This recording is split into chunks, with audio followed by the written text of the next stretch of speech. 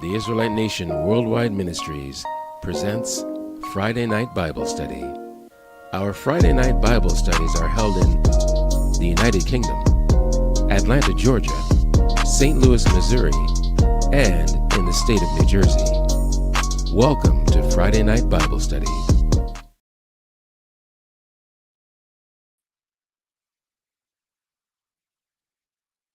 Good evening, everyone out there in cyber world. Welcome to the House of Israel, even the Israelite Nation, Worldwide Ministries Bible Studies. Let us know that you are alive, breathing, and well.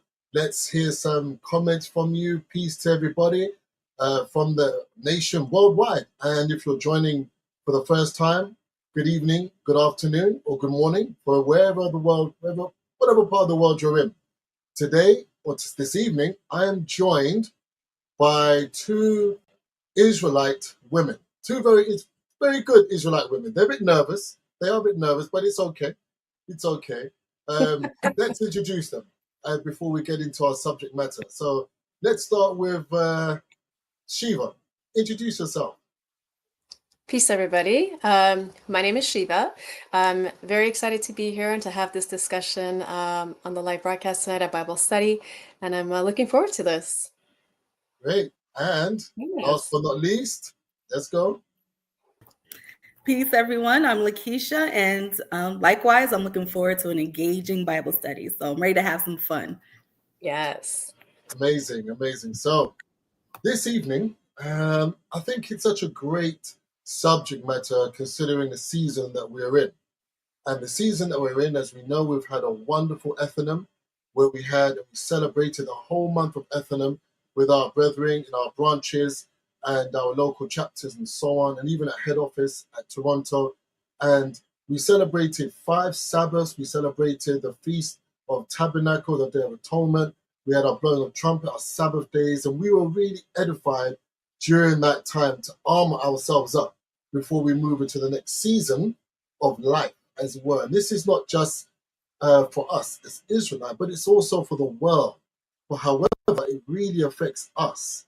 But I hear a lot of talk, Shiva and Nikisha, about people saying, oh, it's the dark season. What are we going to do?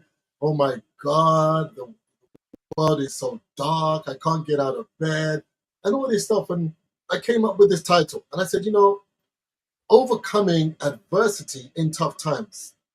Overcoming adversity in tough times. And tough times normally can come at any time. But because of the talk, Nikisha, about the dark months, Shiva, I just want to hear, how do you feel about moving forward after we've celebrated 5 Sabbaths? 5 Sabbaths. And then I'll give my point of view about us moving forward. Let's start with Shiva. Go ahead. Yeah. So I think, first of all, we're really blessed to be able to have 5 Sabbaths in these times, right? We call them the dark times. Dark times, the sun goes down a lot sooner. It gets colder. It gets darker faster, but I think what's beautiful about this time is that this is a time to plant the seeds. It's not the time to be in fear, right? Fear is a concept, it's an idea, it's something that's fed to us, but it's also the time to plant the seeds and to build yourself strong and, to put your vision into what you're doing and exactly what the God of Israel wants for you in this season of your life, to push you forward, So I think the dark seasons is a time to actually hibernate, right? This is what happens in general too. Everything goes into hibernation. What no longer is needed dies, right? The trees dies, they lose their leaves, branches fall off, but that's a cycle and that's a season. And that's a time for us to also lose and let certain parts of ours kind of die and go away and plant the seeds of what we want to see when our new year comes through, when the season comes out and we're ready now to start a new journey, a new day, a new year. Very good. I do like that. Thank you. Nikisha? Yeah, I completely agree. When I first came into Israel, I remember hearing about the dark season or the season of death, and I was scared. I'm like, oh my God, what's about to happen? I'm going to get taken away or something. But I love this change in mindset where it's like, it's nothing for us to be afraid of. We don't stop being Israelites. We're still Israelites. We still have our God. But to Shiva's point, to everything, there is a cycle, there's timing, and there's purpose. And we use this time to reflect, to set goals, right? So that we can execute in our season. So to everything, there's purpose and there's meaning. So I just so appreciate that about this culture. Amen. Amazing. No, you both made some incredible points, from the time of being able to sow seeds and to get rid of the old and bring in the new, or plant moving forward. So when it is time for our season in terms of the new year, spring, that we're able to come with all those fruits that we're benefiting from us, I would say being in the, how can I put it, going undercover. Like you just go undercover and it's just time to plug away and to work very, very hard. And yes, Lakeisha, doom and gloom is always around us. Even in the time when it's light, there's still doom and gloom around us. There's so much things going on. But remember, we kept 5 Sabbaths. 5 Sabbaths. And I just want to just highlight that. We kept the feasts of the God of Abraham, the God of Isaac, and the God of Jacob. Only us, by the way. Only us. We understand what it means to keep a Sabbath day. We know the joy of keeping the Feast of Tabernacles together in the house of the Lord, together as one people, bonding together. But before that, we did something very important that Shiva actually mentioned, which was to clean everything out. So we got into a season where it's now time to purge the body of anything unwanted, physically and more importantly, spiritually, to get rid of any of the gunk, I call it, things that's going to hold us back, the thing that's going to inhibit us spiritually from moving forward, which is very important when you move to the Feast of Tabernacles, where you're now filling up your vessel, physically and spiritually, with brethren. With brethren, like the Psalm said, how good and how pleasant it is for brethren to dwell together in unity. That's so important. It's so important. And it just shows how wise the God of Abraham, Isaac, and Jacob is in allowing us to have all of these feast days and these Amen. special days called Sabbath days. 5 Mhm. Sabbaths. It's amazing. And I'm just thankful to the God of Israel that you and I, and through our Elder Shadrach's teachings, because he taught us this. We would never know had it not been for Elder Shadrach. Never know all the mysteries of our God that I was able to, that we were able to keep and to acknowledge these very important days. Very important days. So I just want to talk to the young people a bit more and say, if you kept the feasting of our God, let us know that you did. Let us know that you did. And if you want to keep the feasting of our God, reach out to us, look in our bio, contact us, and someone from our nation will surely reach out to you. But let's get into it, shall we? Shall we get into it a bit more? We shall get into it. All Yes. right, let's go. Okay, so the first scripture, let's just move to our next slide. And let's turn our Bibles to the book of Daniel, Daniel chapter 3. Now, again, the title says, Overcoming Adversity in Tough Times. And I specifically have chosen the book of Daniel, so we can all go into it together. So I'm going to ask for a reader. So I'm going to ask Shiva, if you could read for me from verse number 1. Verse number 1, and we'll get into it Yes, more. absolutely. So Nebuchadnezzar the king made an image of gold, whose height was 60 cubits, and the breadth thereof 6 cubits. He set it up in the plain of Dura, in the province of Babylon. Then Nebuchadnezzar the king sent to gather together the princes, the governors, and the captains, the judges, the treasurers, the counselors, the sheriffs, and all the rulers of the provinces, to come to the dedication of the image which Nebuchadnezzar the king had set up.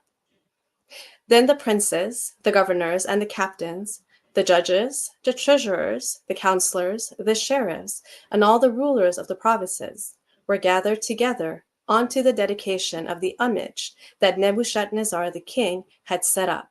And they stood before the image that Nebuchadnezzar had set up, Then an herald cried out loud, "To you it is commanded, O people, nations, and languages, that at what time ye hear the sound of the cornet, flute, harp, sackbut, psaltery, dulcimer, and all kinds of music, ye fall down and worship the golden image that Nebuchadnezzar the king hath set up.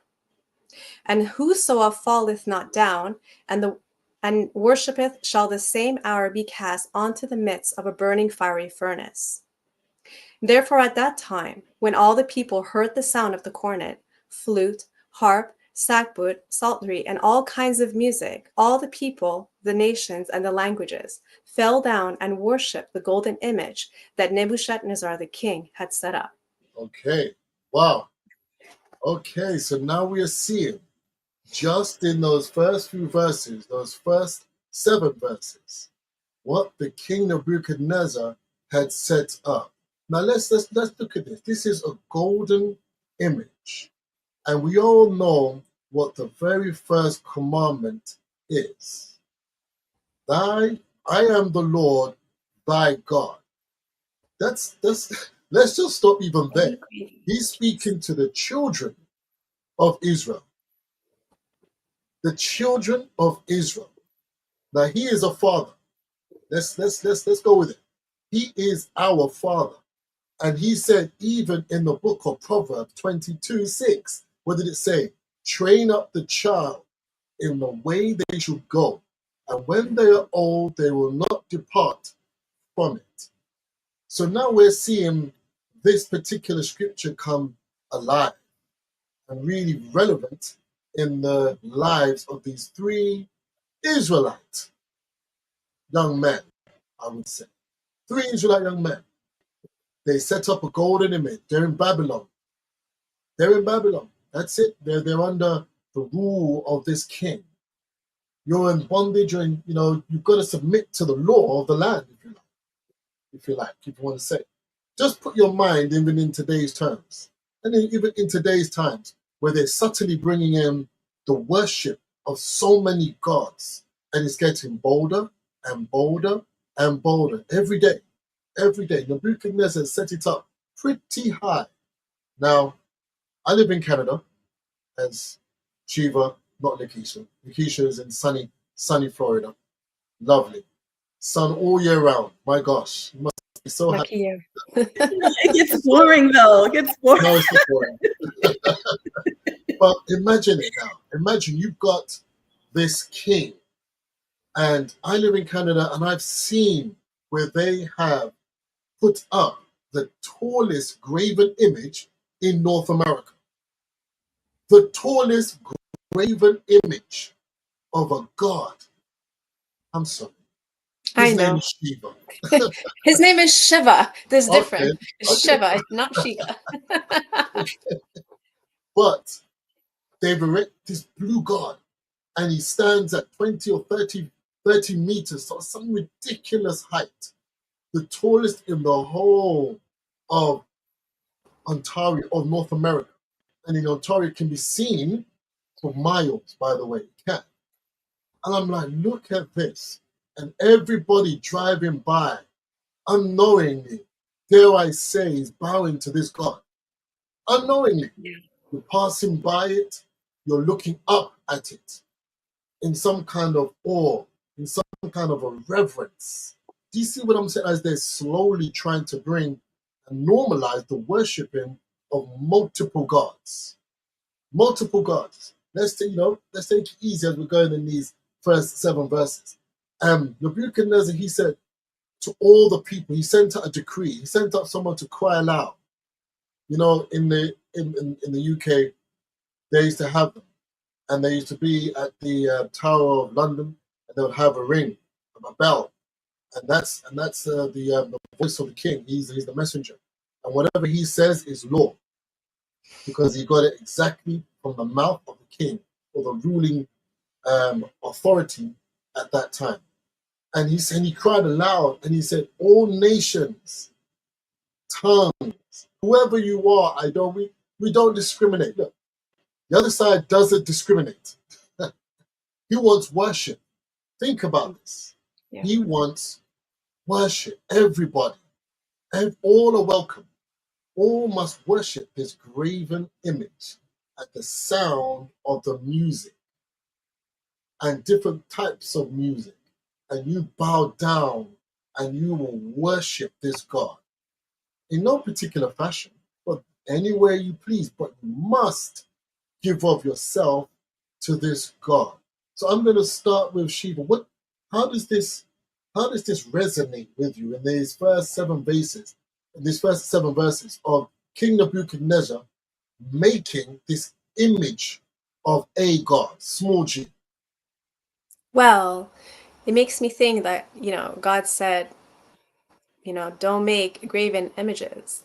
So the first thing I'm looking at is, oh no, there's everybody worshiping, honoring, respecting um, something that was created by a human being, and it's not even real. It has no life. It has no energy. It has nothing. But it's like ego behind it. So you're worshiping another man's ego, so his presence becomes bigger and make him something and somebody, and here is our God like watching us like, oh no, what are you doing? These are my people. What are my people doing? What are all you people doing? What is going on? So this makes me think that the father is very disappointed. Should he be Nice, watching this? He's very disappointed. nice. Yeah. No, he's 100% He's watching. He's disappointed. always watching. Yeah, of course. You can run, but you can't hide. He's always watching. Now you Yeah. sound like Elder Michael. That's good. Lakeisha. Yeah, I would like to add, like, I'm looking at the nations and the languages, and they all had to fall and worship this golden image. And that's so much like today when we have all these different nationalities. And despite their religious background, they're all in some form or way or celebrating the same thing, Halloween or the season of dead, right? They all have some sort of cultural thing to do with the dead. They're all celebrating Thanksgiving. They're all celebrating Christmas and New Year's. During the so-called New Year in January, if I look outside, like the whole community, everyone is engaging, having fireworks, despite their background or religion. So it's like, despite what you are, you're still worshiping the same entity, if you will. And we always, as a people, as Israelites, had this plight of having to choose whether we're going to bow down or really stand in who we are and not compromise. This reminds me of Purim and Hadassah, Queen Esther, right? Or when they didn't bow down, when Mordecai didn't bow down, or even when we were in the Iberian Peninsula and we had to choose Christianity or die. And even here, like in Florida, we have a museum, and a lot of slaves will escape to Florida, right, for freedom. But the only way they can do that is if they converted to Christianity. So I just feel like we're always facing this plight of having to choose. Either we bow down or we stand in faith in who we are. I love that. I love that. Those two are just exactly the points that we've got to start driving home. They want the children of Israel, and I'm talking about the unseen, the other side, through the manipulation of a man or men or a culture or a people. They want particularly the children of Israel to what? Worship their gods. And there's something that I have to say that, Elder Shadrach always said this. Again, Elder Shadrach said that the most people that you can have to come over to worship your God, they will become blessed in return. Now, you could imagine 400 years, to both of your points, of free labor, of converting to different philosophy, to Christianity, to this one and to that one. All these philosophies, all these nations that worship those gods have become very rich from us and the spirit that we have worshiping their gods. Could you see that? Could you see like what's happening? If you look at all of the philosophies out there, there's not one of them that's a poor. Not one. Well, Elder Tyrone, which you feed grows, right? So which you feed grows. So the more you start feeding the little G's, the stronger they get.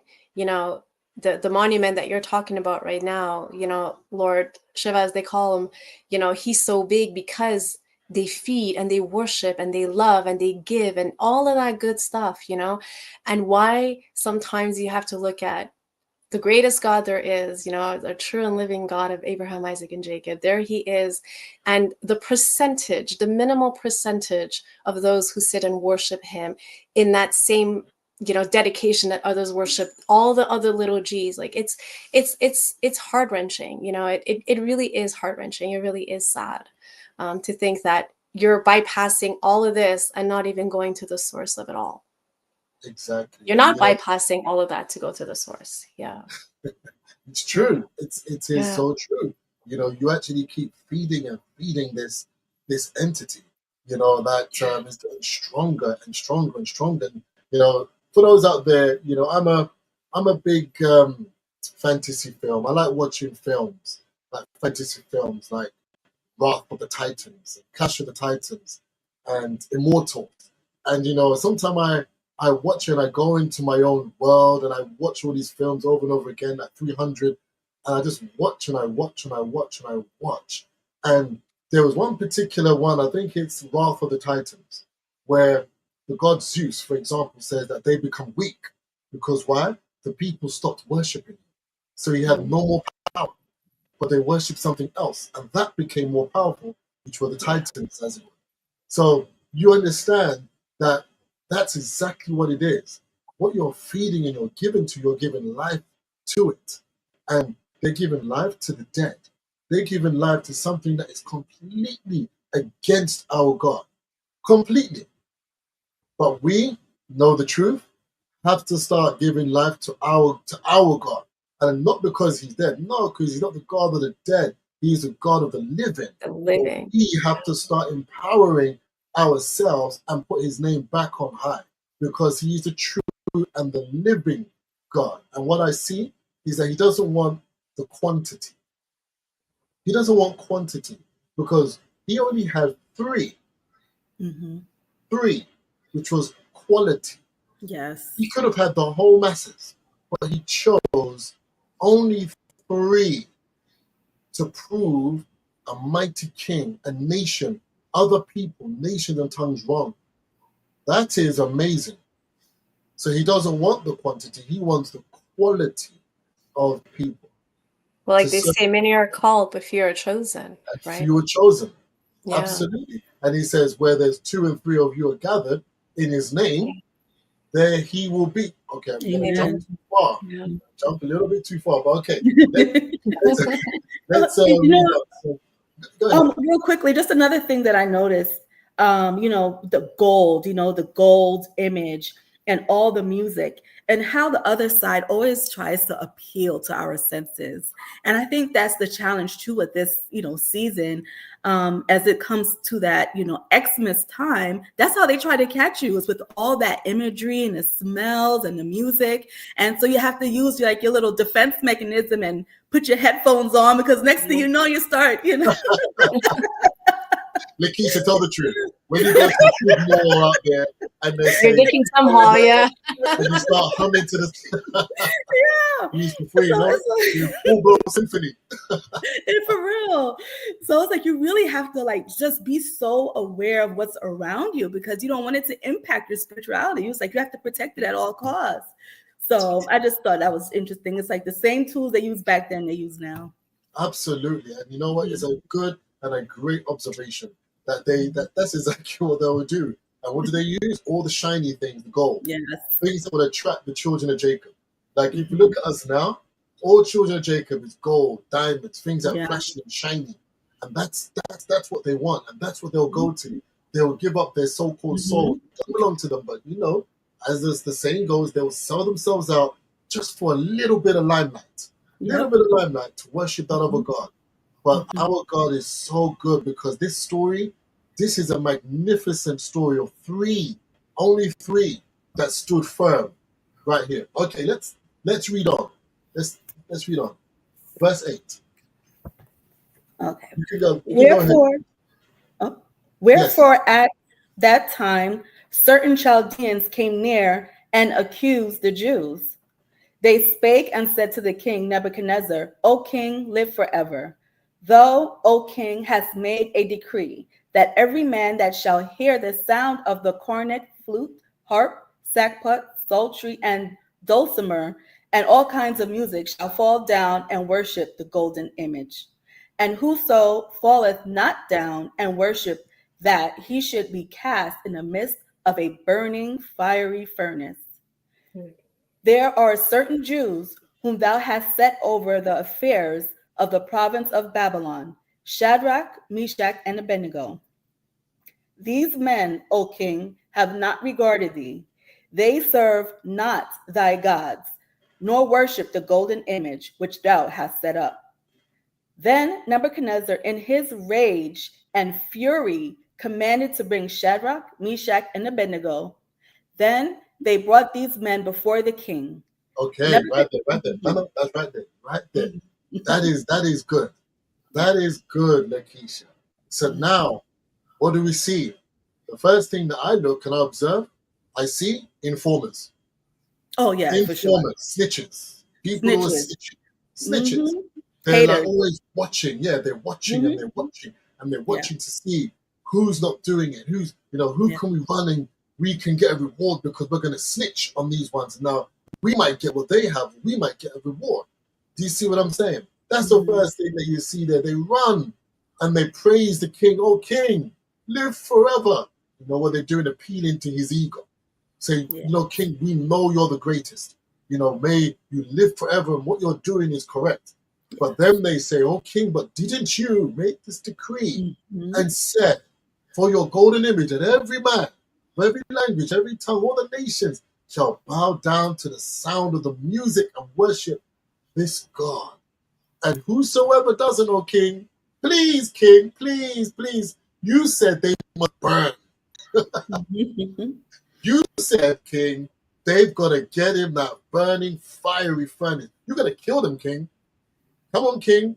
We're doing a good job here by reporting these offenders.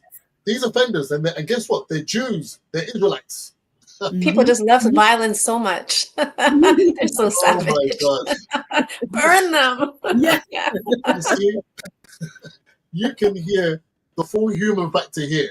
You can hear them. I know it's written, but you can see maybe the glee in their eye to say, and it's not, they're all Israelites. And guess what their names are, king? Shadrach, Meshach, and Abednego. Yeah. Burn them. Kill them all. And Smell the fire. Yes, that's it. They're over certain parts of the province of Babylon. So they were very specific. So King didn't make no mistake when he wanted to get them down to be now, what is this? You're disobeying me? You see how they built him up? They, like, when you read the story, they really pumped him up so that he can get to that point of absolute rage. And the king doesn't realize he was being manipulated even by the informers. Really. Right. Because when you're in anger, that's how you become manipulated to do the will of whoever is bringing that complaint or whatever it is to you. Because he's no longer in control. So now he is now thinking, what? Who are these people? Bring them to me. I want to see them now, Lakeisha. Not tomorrow morning. Right now. I'm the king. All right, let's read on verse 14. All right. Nebuchadnezzar spake and said unto them, Is it true, O Shadrach, Meshach, and Abednego? Do not ye serve my gods, nor worship the golden image which I have set up? Now, if ye be ready, that at what time ye hear the sound of the cornet, flute, harp, sackbut, psaltery, and dulcimer, and all kinds of music, ye fall down and worship the image which I have made. Well, but if ye worship not, ye shall be cast the same hour in the midst of the burning fiery furnace. And who is that God that shall deliver you out of my hands? Right there. So he questioned them. He said, out of order. I need to hear this and see this for myself. But seeing as they've said it, but now I need to witness it. So I'm going to repeat the same thing. When you hear this music, boys, and you worship this God, you've done very well. Thank you. But if you do not, that same hour, all three of you will be cast into fire. Now, what is fire? Because you're hearing it again, burning fire, burning fire, burning fire. The fire is the element of our God. The element of our God. So he loves fire. So he was doing them a favor. He doesn't even realize. Bring it on. That's it. That's it. He doesn't even realize this is my God element. Okay, let's read on because I can be stuck on this. But, I'm telling you what's up. But just the arrogance. There's just the arrogance of who, like, is that your God that shall deliver you out of my hands? Like, who does he think he is? Which God do you think is going to do? Yeah. Like, who do you think you are? Yeah. I'm going to show you. But let me see what God can test me. You see? Yeah. I love it. I love it. I love it. All right. So verse 16. Shadrach, Meshach, and Abednego answered and said to the king, O Nebuchadnezzar, we are not careful to answer thee in this manner. If it be so, our God whom we serve is able to deliver us from the burning fiery furnace, and he will deliver us out of thy hand, O king.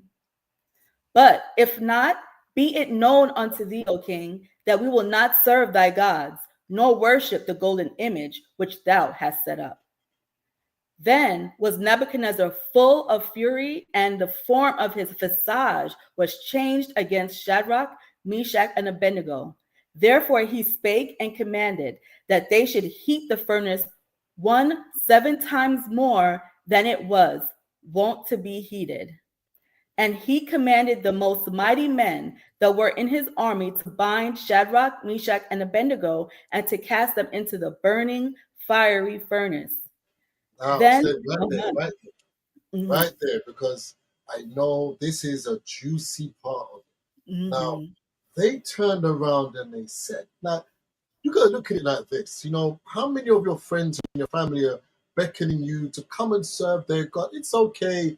Don't worry. We can serve multiple gods. We can serve this God. It's only Christmas. It's only Halloween. Worshipping all the gods of the earth. It's okay. It's only all these pagan holidays that's not to do with you. That's okay. Not you, children of Israel. And they get angry, don't they, if you can't go to their functions. You can't go and celebrate Christmas. What do you mean? What do you mean? I don't like you anymore. What do you mean you can't come to eat turkey and pork and all this stuff with me? What do you mean? You think you're better than us, don't you? You see, then it's like guilt trip. Yes. That's guilt trip. Think you're better than us, don't you? Oh, us lowly people, and you think you're high and mighty. You see? Reverse psychology. But he said, O king, Shadrach, Meshach, and Abednego said, O king, I am not careful with my mouth to talk to you. I love that. You're talking to a king. That means I'm not going to hold back when I say I have no respect for you. I have contempt when I'm talking to you, king. That my God, if he is able to deliver me out of this furnace, he will, and even out of your hand. But if not, we still won't serve your God. Do you know that? That's the icing on the cake, right? Yeah. It's like, okay, if he doesn't if he doesn't deliver me, some might say, well, okay, maybe I have to. But even if he doesn't, king, I'm rubbing in your face, I'm still not serving your God. How about that? You know what this makes me think of? It makes me think that, these 3 men have so much faith. They have undeniable, untouchable faith in the God of Israel, saying that we won't do it. You can't touch us, right? As Elder Tyrone said, the element of our God is fire, and they're putting it 7 times higher. Like, yeah, let's just make it even more good for our God to hold these guys in the furnace of protection, right? In this space of protection where they can't be touched.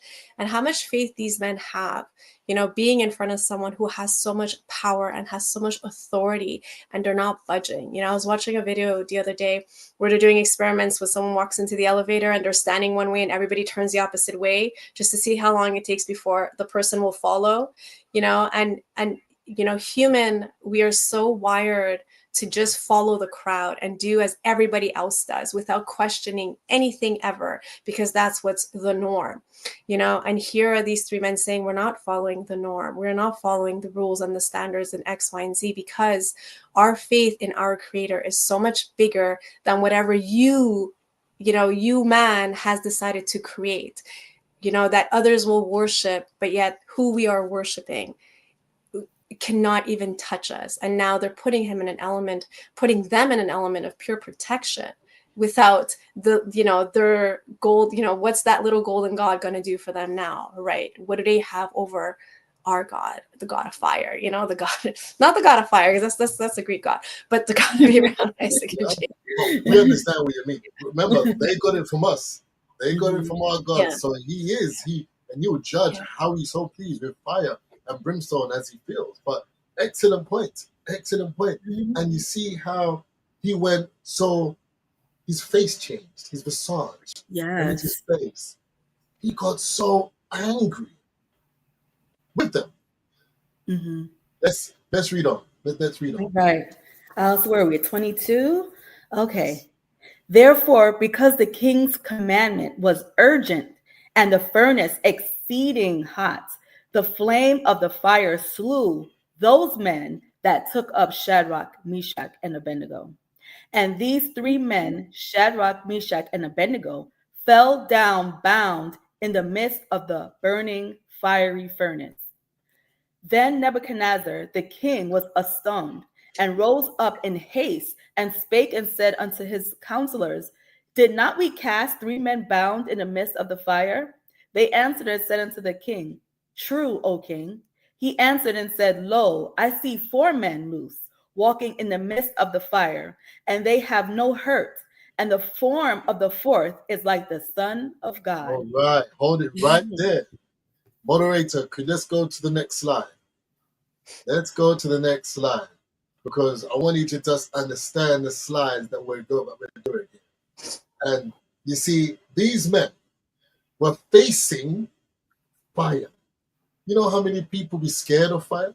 Everybody watches fire, they put it on the movies. Oh my God, it burned you up, everything. You're done, you're finished. Fire burns. Everybody's scared. Scared. Yeah. Right? Who wants to die by fire? Nobody wants to die by fire. But these men went in like soldiers. They didn't resist.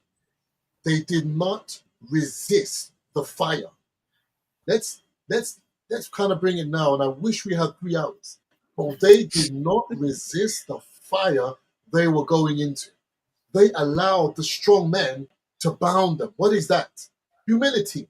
Because they could have put up a fight. They did not. They did not.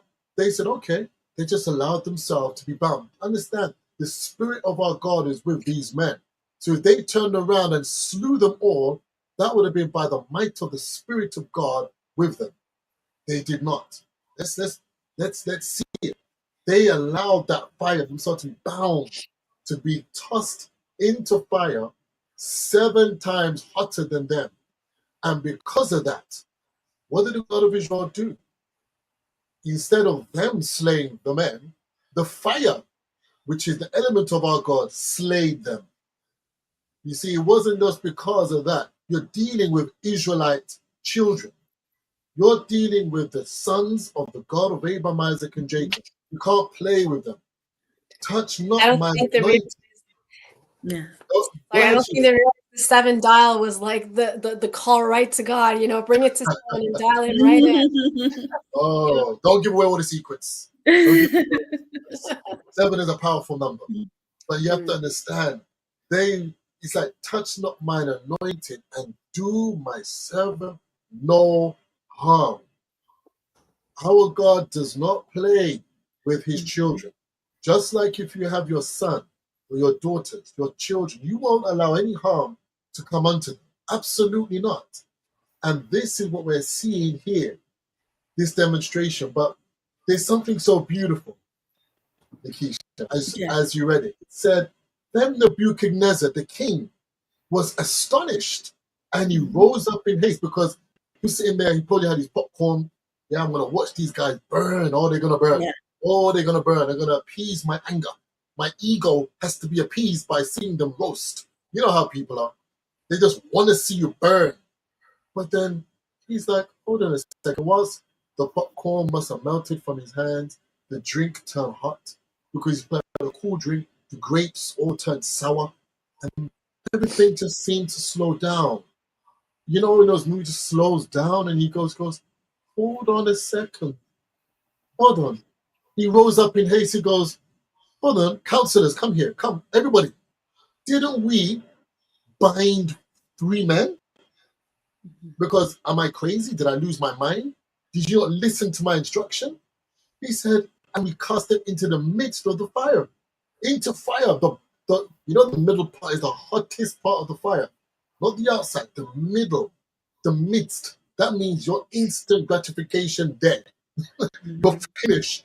Whatever his gratification, that's what it was. And it was death. You should be done, finished, toast.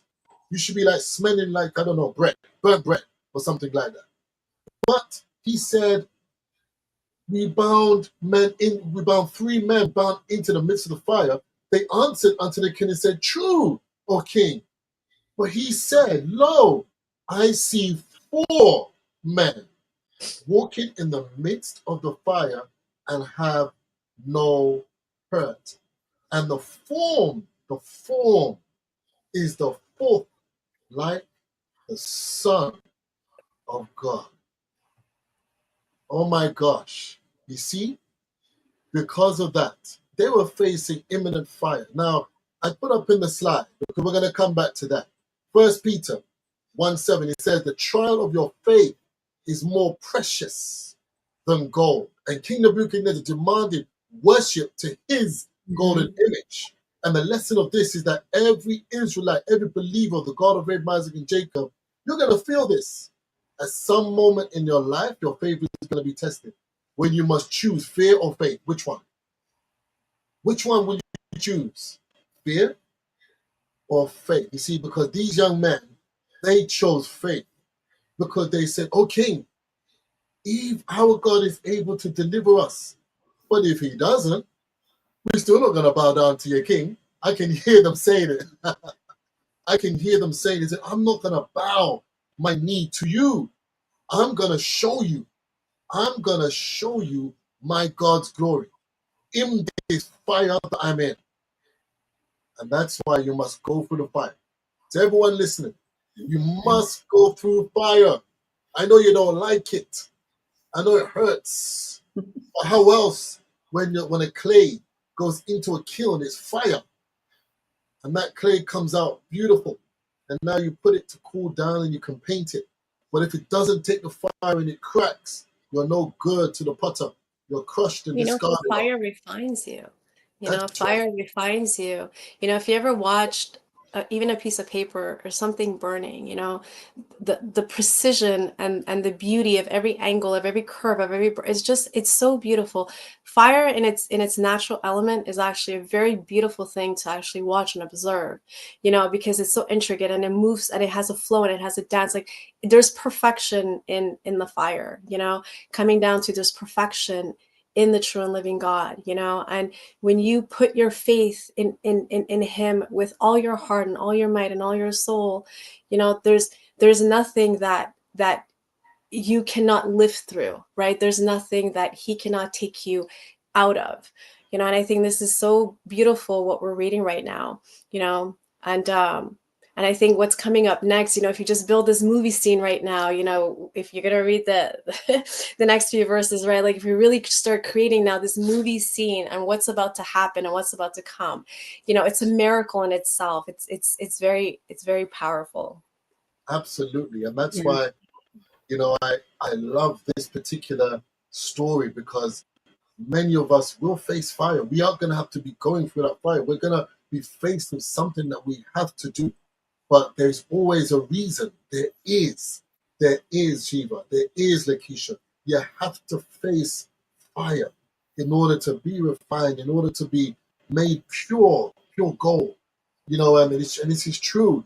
If you're a sword, or to wield a sword, and the sword is your mouth, because the word of our God is inside of us, you have to be that sword that has to be beaten in heat. Then you go into water. Maybe it needs to be done again. And sometimes it goes into the water and it cracks. No good. It's no good, because now you've gone from extreme heat to the cold. Your metal, it's not strong enough. It didn't take, right? The metal in you didn't take. So you must start again. You see what I'm saying? But if you're It's kind of like your strong, emotions, you know? It's like your emotions are like one extreme to the next. And if you're just so hot and then you get so cold, you're completely off balance, you know? oh, But if you stay in one element at a time, just in one element at a time, then there's, you know, there's the nice flow of movement and energy that happens. Right? absolutely. No, Yeah. you're 100%. You are You know, with very, these very three men, you know, their loyalty to the God of Abraham, Isaac, and Jacob, and their faith is just so I don't even know a word. It's like beyond exemplary, because you know, when they were having this conversation with the king, they didn't know what the outcome would be. They didn't know that the God of Israel was going to come and intervene in this miraculous way, and they were prepared to lay their life on the line, you know, to loyalty to our Father. And I think, you know, when you're going through trials, it's important to find success stories and find upstanding Israelites that stood that test of time, that, you know, overcame adversity, to say, oh, what did they do? And how did they, you know, manage to go through it, to sort of give you that motivation and inspiration to go through your trials and tribulations. But I mean, the loyalty that they had was just, and just not compromising who they were is just, I don't know, it's just so admirable. You know, I don't know a word that could do it justice, you know? No, you're right. No, you're absolutely right. And Absolutely. that's where I was getting there, to that loyalty to the God of Israel, and also to each other. You see, Yeah. one didn't turn to the other and say, "Oh, Shadrach, I don't think we should do it." You know, no, Shadrach, no. They were of one mind and of one spirit, one. So that bond together. Oh my gosh! Could you imagine that? Could you imagine if three men could do that? Could you imagine if a whole nation could bond together with that level of faith? My gosh, I think things will happen. I think that old spirit will come back again. You know, there's so much that can happen Amen. just from Yeah. just from the three men.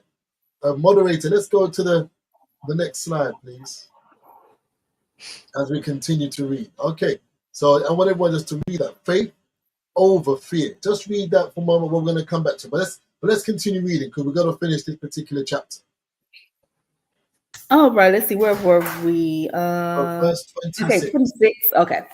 Then Nebuchadnezzar came near to the mouth of the burning fiery furnace and spake and said, Shadrach, Meshach, and Abednego, ye servants of the Most High God, come forth and come hither. Then Shadrach, Meshach, and Abednego came forth of the midst of the fire, and the princes, governors, and captains, and the king's counselors, being gathered together, saw these men upon whose bodies the fire had no power, nor was a hair of their head singed, neither were their coats changed, nor the smell of fire had passed on them. Then Nebuchadnezzar spake and said, Blessed be the God of Shadrach, Okay. Meshach, Just right there, I have to, because, reading this scripture gives me goosebumps. Like, it really does. Like, when you read from it, says, Then Nebuchadnezzar came near to the mouth of the burning fiery furnace. So it was still burning. It was still burning. It was still fiery. It wasn't cooled down. But he went close to the mouth and he said to the boys, Shadrach, Meshach, and Abednego, come forth. Oh my gosh. But what did he say? Ye servants of the Most High God. Amen. Capitals. So he acknowledged right at that moment, that golden statue image that he made was suddenly nothing, zero. It is as dumb as it looked. Eyes couldn't see, mouth couldn't speak, ears couldn't hear, hands that couldn't do anything.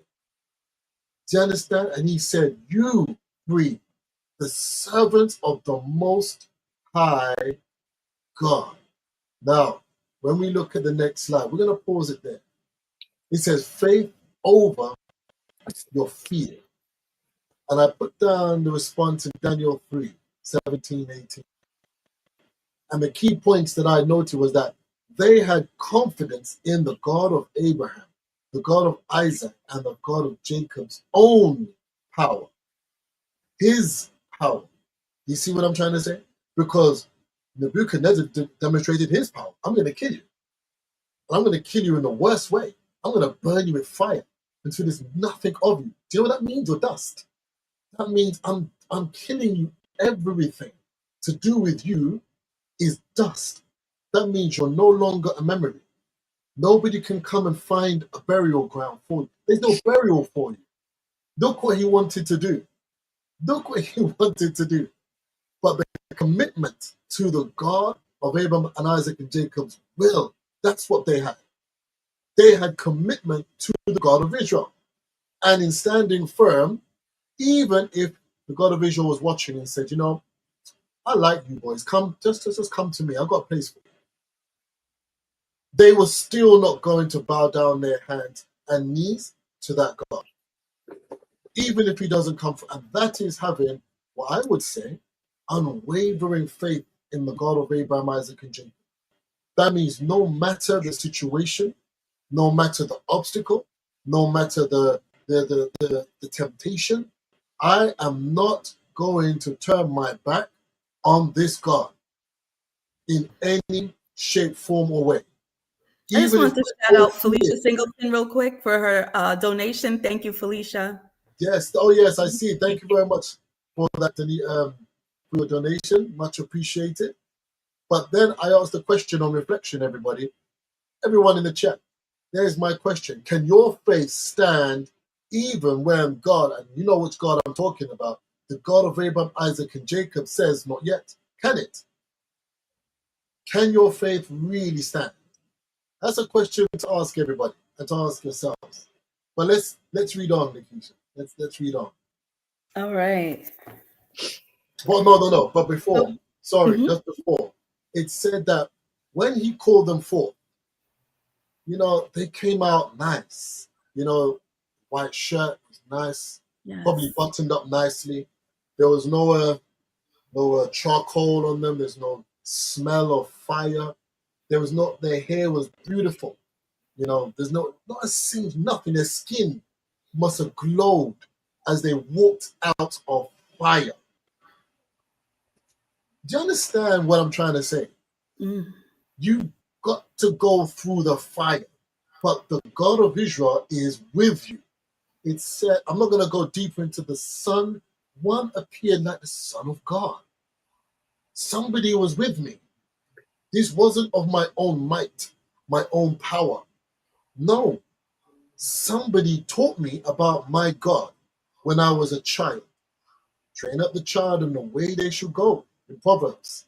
Someone taught me to have faith in the God of Israel. Somebody taught me the 10 commandments. Somebody taught me about the laws, the statutes, the commandments, the judgments, all of his feast days. Somebody taught me. My dad, my mother taught me. In this case, all of us is Elder Shadrach. He taught me. He taught me. Now, when it's time for me to be tossed into the fire, I can stand. Do you see what I'm trying to say? I can stand. I think we lost Shiva, but she's gonna come back in. Don't worry, she'll be coming right back in just now, Nikisha. But let's stay with that just for a moment until she gets back in. Okay. You know, so when Nebuchadnezzar says, when he says, "Blessed be the God of Shadrach, Meshach, and Abednego," I wrote down a psalm here because this is what it reminded me of, where it says, I forgot which the number it is, but I wrote it down. The law of the Lord is perfect, converting the soul. And you know, when a father does these acts, right, others can't help but glorify our Father when he defies the laws of nature. And I remember a few months ago, Elder Elaine did a vision board workshop, and she spoke about how the God of Israel will defy the laws of nature for his children, to save his children. And you know, we see that here because they were in fire and not a smell of burn, their clothes wasn't destroyed. So I feel like when we don't compromise and we show loyalty to our Father, he rewards us and honors us for that. And I think it's natural to think that when you are going through something that perhaps God has forsaken you. But now reading this, I realize that when we are going through that fire, our Father is even closer to us.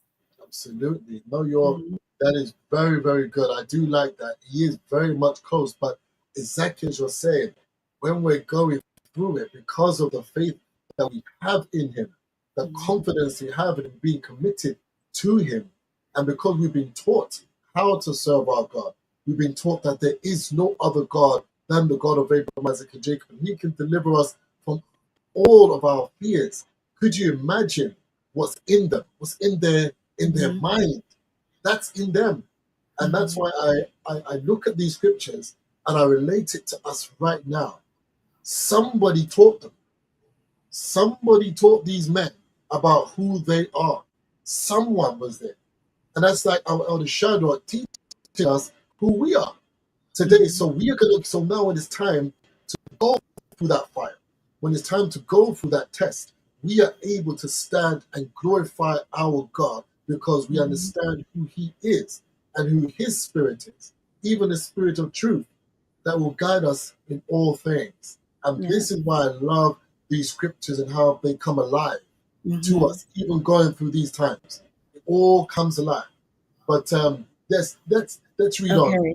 All right. So, okay, I'll go back to 28. Then Nebuchadnezzar spake and said, Blessed be the God of Shadrach, Meshach, and Abednego, who have set his angel and delivered his servants that trusted in him, and have changed the king's word and yielded their bodies, that they might not serve nor worship any God except their own God. Wow. I mean, look at that. I mean, that right there, that is an entire Bible study. Just that verse alone, that the king spake, even the one who worshipped all multiple gods in Babylon, all of them. But he said, Blessed be the God, or he said again, of Shadrach, Meshach, and Abednego, right, who sent his angel, someone, a heavenly host, someone from heaven, by the way. You have to understand, this is serious. A heavenly host, someone to protect his children. That's how far our Father went and proved this point. He said he was sent his angel, oh my gosh, and delivered his servants that trusted in him. They trusted in the God of Israel so much. Guys, this is what I'm trying to say, everyone online. You know, if you understand about our Father and what the God of Israel has done for his people, and how he's even taught through the spirit of truth out of Shadrach, how we ought to acknowledge him and be 100% reliant on him in all things. Even Shadrach and Meshach and Abednego's miracles you can't do. Oh my, and I say it, people, you might say, oh, this elder Tyrone's dreaming. He said, what's wrong with this priest is maybe drunk on new wine or something. I'm not saying to go into fire literally and go do that, like, you know, just for everybody. I'm not saying that. I know what I'm saying. But the heat of your situation, even though it burned like fire, you can overcome it. Because there's something that comes after that. He glorified the God of Abraham, Isaac, and Jacob because they didn't love their bodies unto death. Yeah. They didn't say, oh no, I like the way I feel. I like these muscles. I just like my whole body. Oh no, I can't. Let me bow down instead. They would rather yield their bodies and die for the God of Abraham, Isaac, and Jacob, Nikisha. Yeah. They would rather die. I mean, that's like the true test of any relationship, really, right? Because how does it stand the test of time? How is this relationship when things aren't comfortable, when things aren't going smooth? That's the real test, is when things are challenging and we're still in this together. So I think that's, you know, that's how the God of Israel tests us, to know that, you know, he can really rely on us and trust us too. It's a two-way relationship. Okay, good. Yeah. All right, let's read on. Okay. All right. Therefore, I make a decree that every people, nation, and language which speak anything amiss against the God of Shadrach, Meshach, and Abednego shall be cut in pieces, and their houses shall be made a dunghill, because there is no other God that can deliver after this sort. It's my favorite verse. Okay, right. Hold on a second. Wait. First of all, Nikisha, and everybody online who's reading with us, the king originally made a decree that all nations, all people, all tongues, languages, at the sound of the music, must bow down and worship that image. That was a decree that if you didn't do so, there was a punishment that would proceed after that if you're found guilty of not worshiping this God at the set time.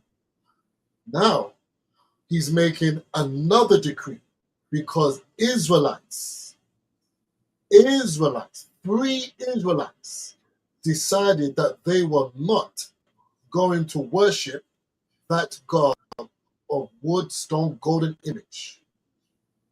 Neither were they going to bow down in the atmosphere of the music, because music is very spiritual. Yeah. It's very spiritual. So we have to understand what that would entail. The atmosphere is all created. Yeah, you see what I'm saying? The other side, the unseen, they're reveling in what's happening. And everybody's now bowing down like they built the golden calf. Remember, the king isn't silly.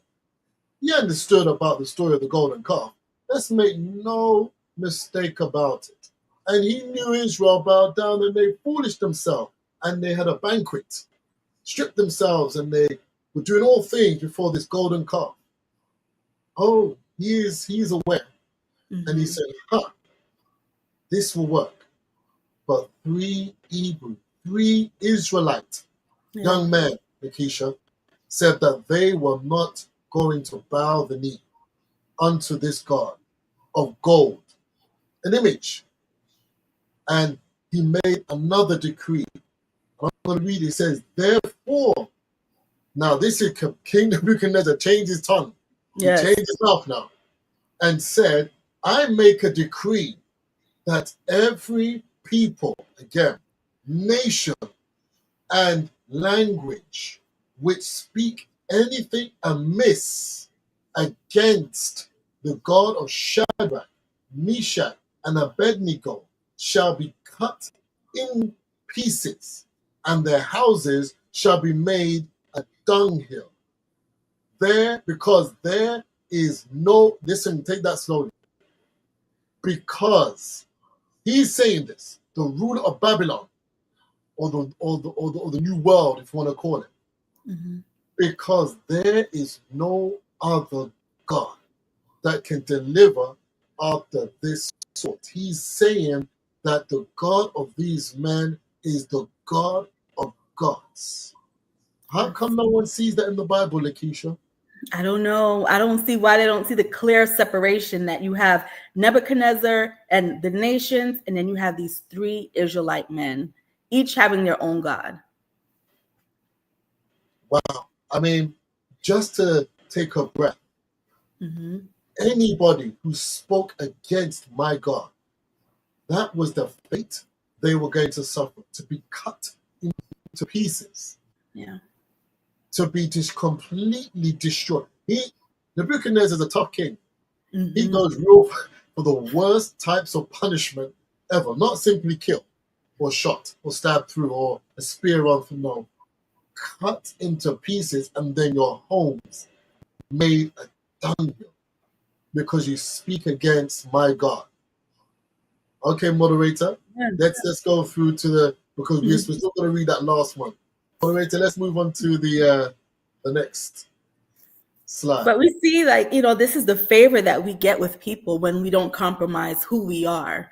And, I remember this story, when my grandma, she had a Christian tape about Shadrach, Meshach, and Abednego.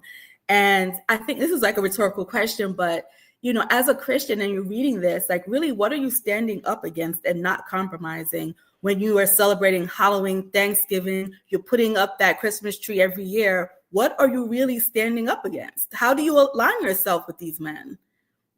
So. Exactly. But this is it, because they have this strong delusion, Nikisha, strong delusion. The spirit of the air, it's out there.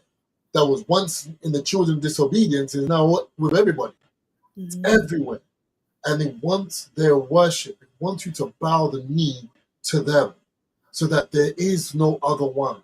They like fool you with the golden gifts. Now, instead of the golden image, they'll give you golden gifts to still worshiping it, and give you softer things, smaller items to worship by. But they're bringing it full circle again. The tallest graven image in the whole of North America. Oh my gosh, it's not a 7-branch candlestick that's in the sky. Yeah. No, it is an image of a god, a small g devil that they put up, when the greatest God of all is above all these things. Above all these things. And people bow down and they worship this nonsense. When King Nebuchadnezzar, my book, our book says, you speak against my God, you should die. That's it. And that's why I love when I read this, because I also see in my next slide the God of Israel in the fire. He's going to go. Don't worry, he's there. The deliverance is in Isaiah 43, verse 2.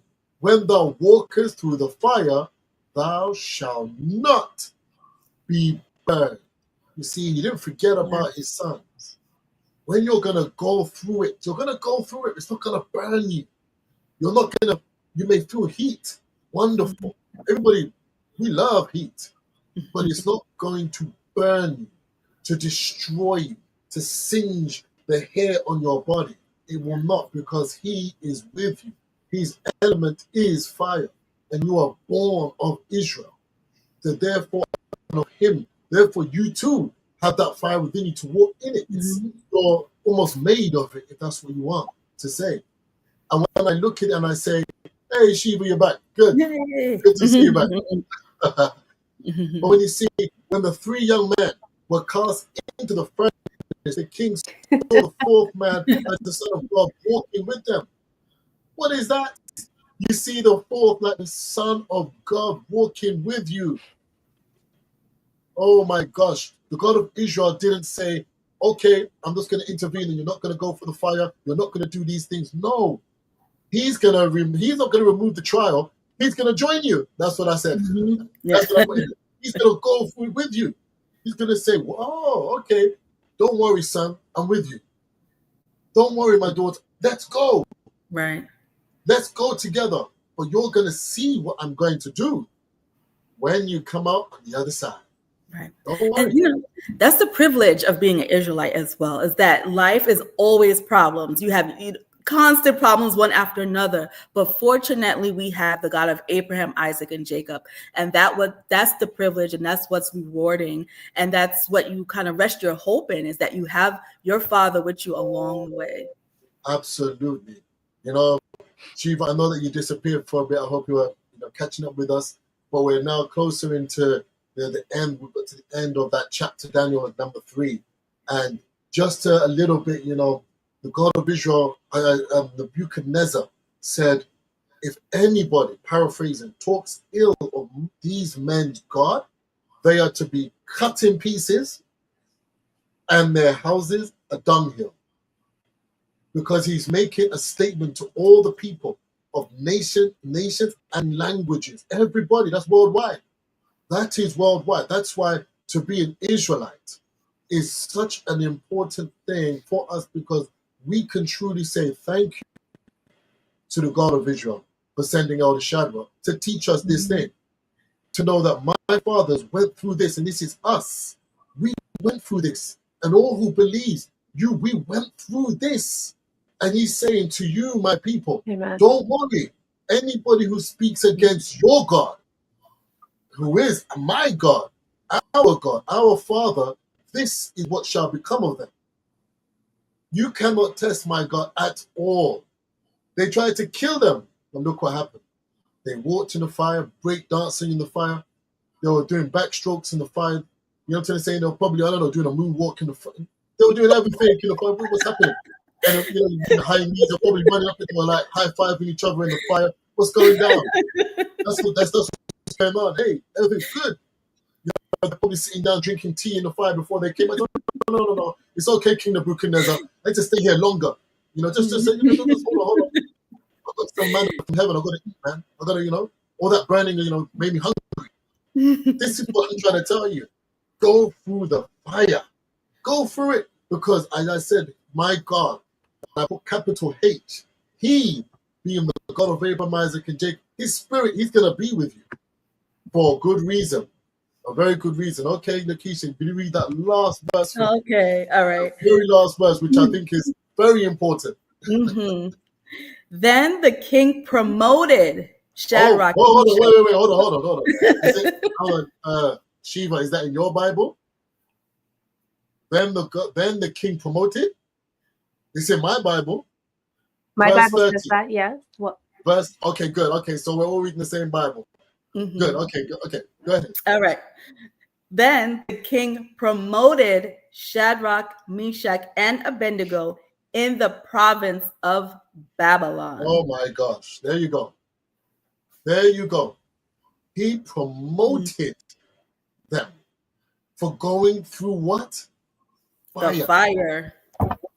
Do you see? You go through your hardship. You go through that fire, that turmoil, but you don't ever give up on the God of Abraham, Isaac, and Jacob. Never. Oh my gosh, it's such a good lesson to learn. That sometimes the battles of our life, we have to go through them. It might not seem fair.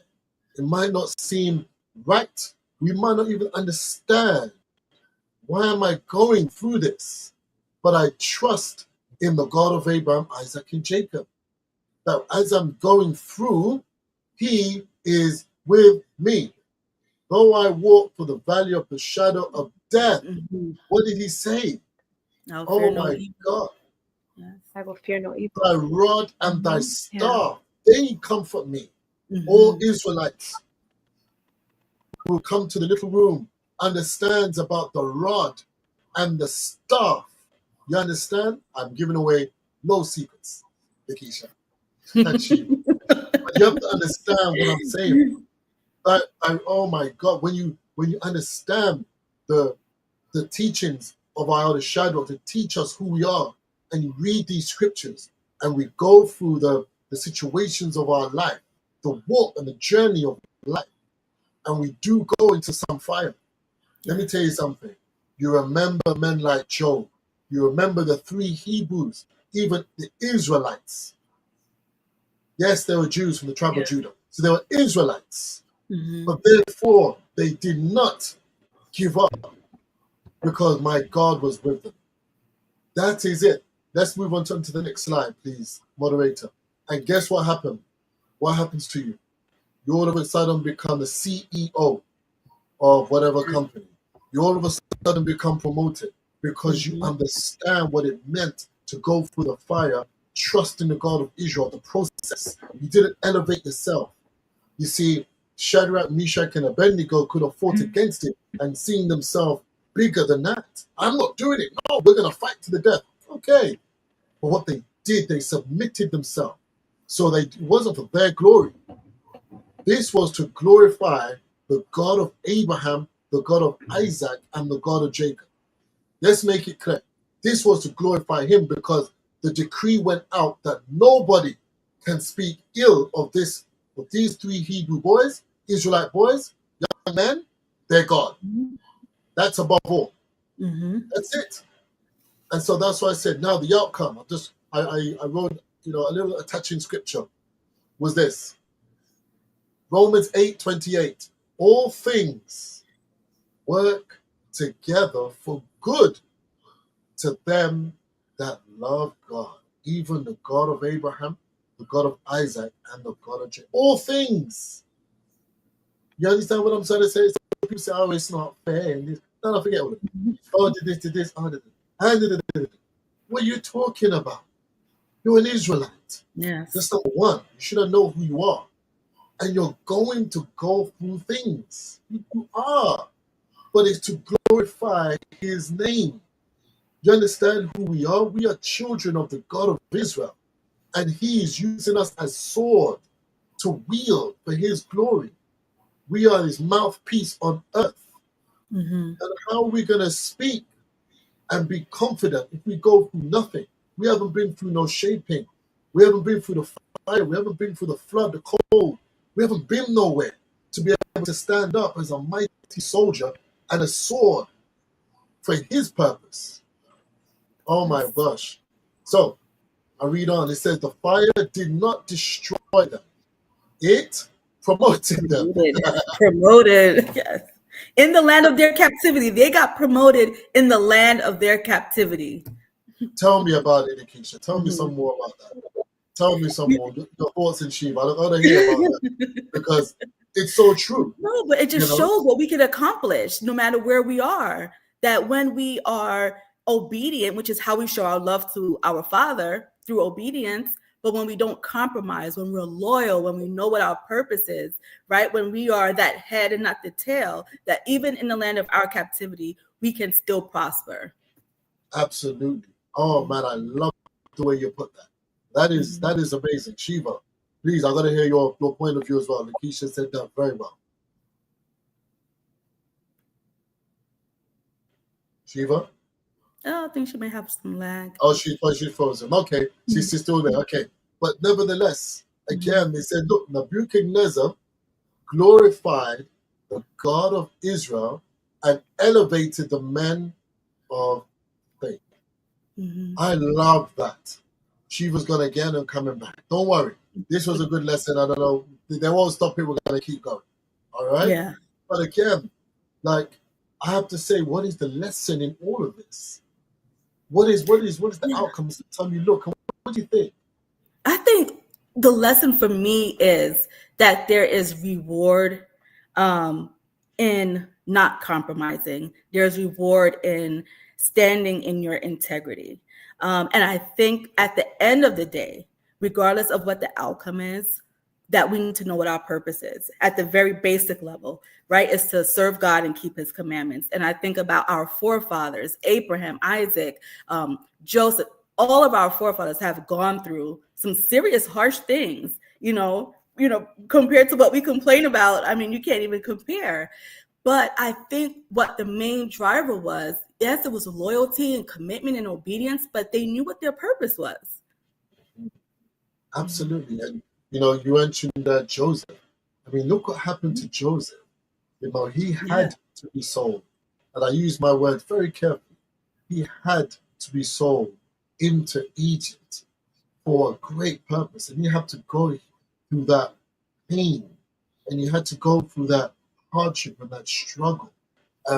Being cold and being hungry, or being thirsty, or being in a place of discomfort. He wasn't comfortable. But no, the God of Israel was with him all the way, because he still had the gift of interpretation of dreams. You see? And that was then used, as I'm going to say, what was meant to kill him, to destroy him.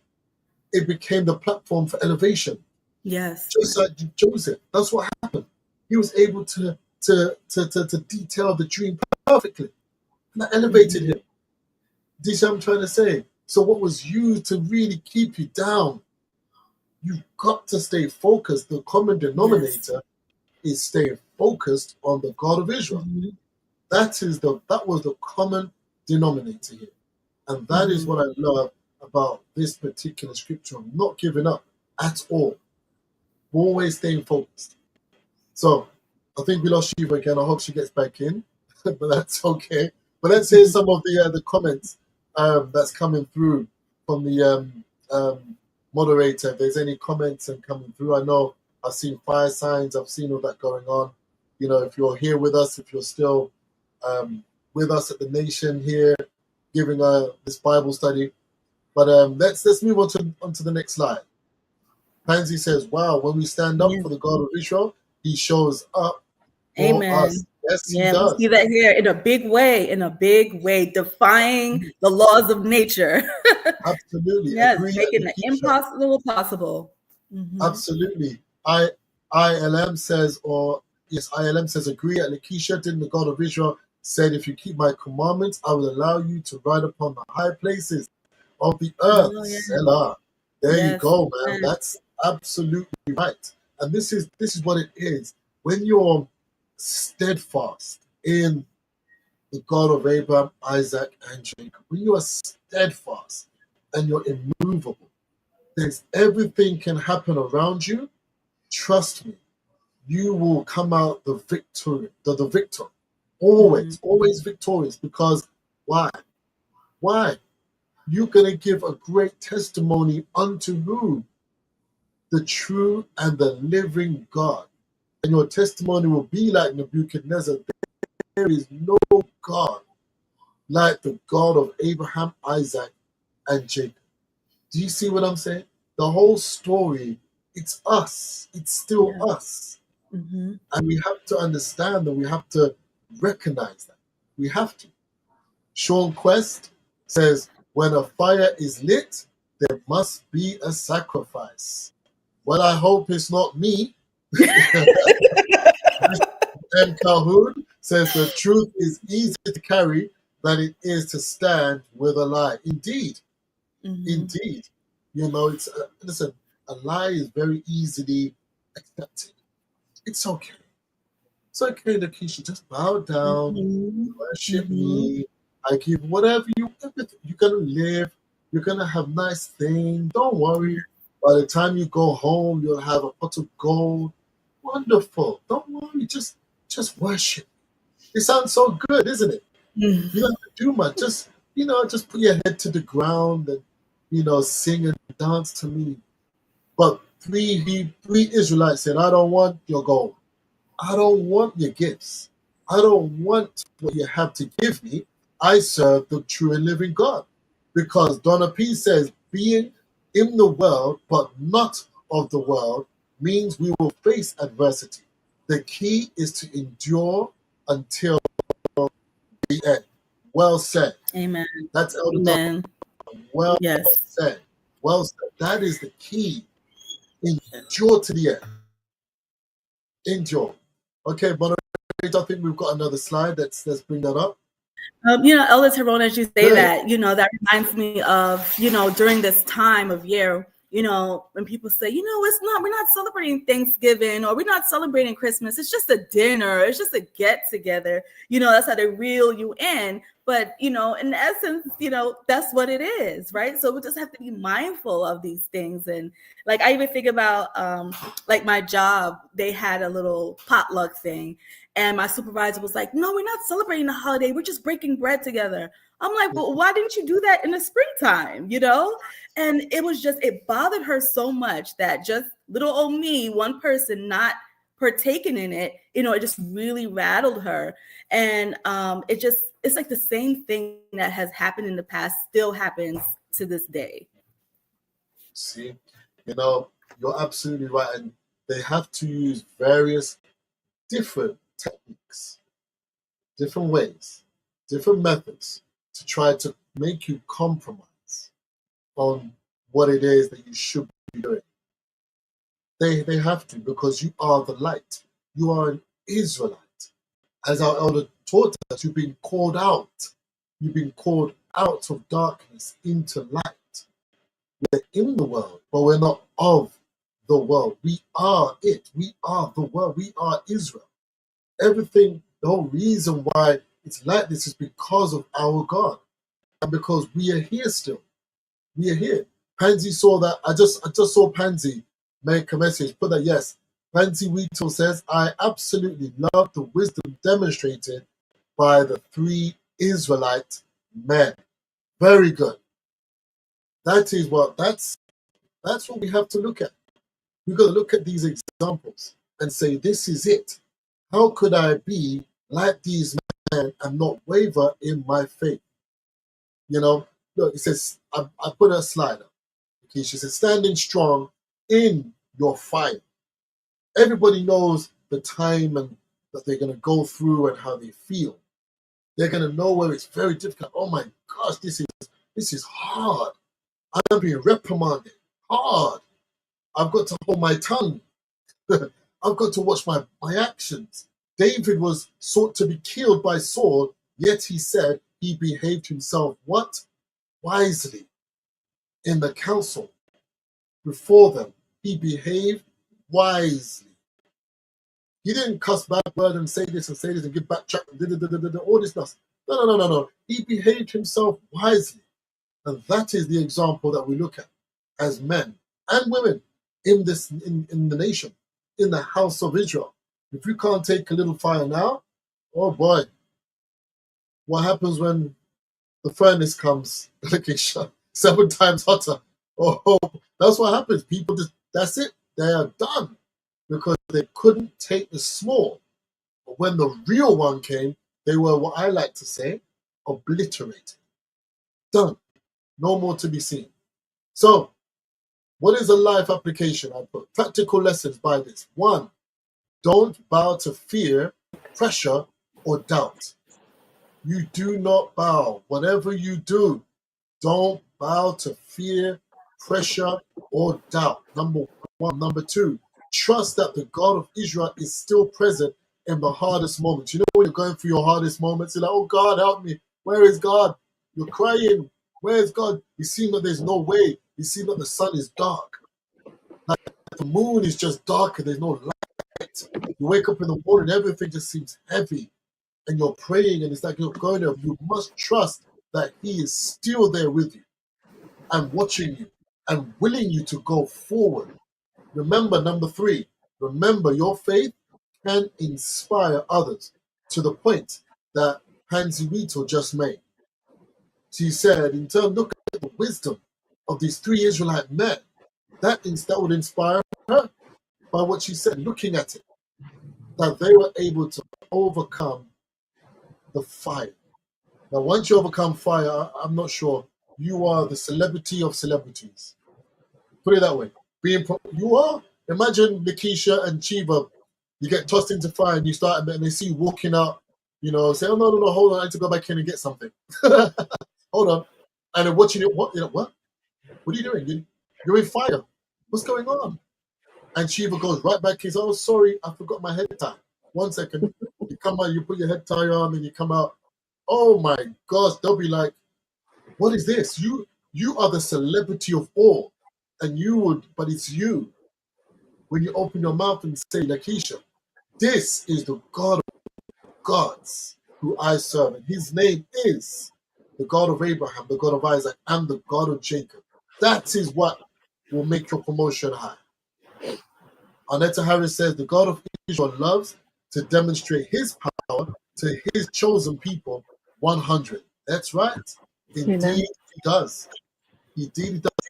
And in reflection, it says, what fire, I say, are you facing today? I've been thinking about it. What is it? And how can you remain faithful while waiting for the God of Israel's deliverance for you or help for you? How? Some of us go through some serious challenges. Serious. And are going through it, but you're holding on with all ounce of you. And even if He doesn't deliver you, you still don't yield. Shiva, you're back. I'm gonna give you some airtime. We have 3 minutes. We're gonna give you some airtime. I know you've been challenged, but that's okay. You're still here. You're fighting. Look, this is a prime example, guys. There's 3 of us here. One of them, look, she's having issues. They're trying to stop her, but no, she came back. They tried to stop her, but she came back. No. I'm gonna come back. 3 laptops. 3 times. 3 laptops. 3 laptops. I went through 3 laptops to get here. And it's funny because as I was trying to log back in, I was laughing. I said, well, look at this. What a prime example, that when you try so hard and you hold on to your faith to the true and living God, there's always going to come something from the outside obstacle to test you, to doubt you, to put you in all these challenges when you're like, you know what, it's just easier to clean my hands off and say, I'm just going to go back to the old ways where it was easier. But in truth, easier is harder. When it's easier, the end results become harder for you on a spiritual level. But when you are through the fire and you are being refined and you are being burned through it all, the outcome at the end will actually become a lot, I don't like to say easier, but it becomes a lot more clear, And I think this whole story makes me think a lot about miracles. This is a miracle. This is a true miracle. Like, how do you walk out of fire alive? How do you walk out of fire supported with another entity behind you, holding you and making sure nothing touches you? And a miracle is when I read a miracle like this, in the scriptures, which is the book of truth, and it feeds my soul to remind me that even the smallest miracles, why am I doubting them?